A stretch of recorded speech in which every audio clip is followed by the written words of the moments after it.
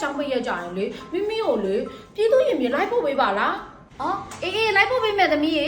အေးဒါမှထုံးပေးမယ်ကွာဝါမမေပန်းညာရအကြီးကြီးပဲဟောချားရလည်းအကြီးကြီးပဲသမီးချားစီးခြင်းနဲ့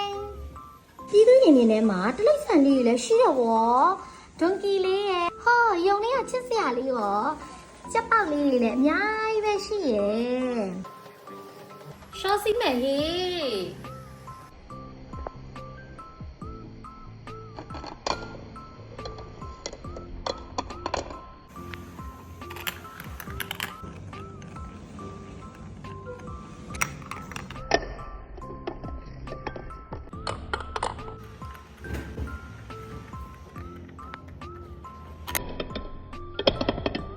းပြင်း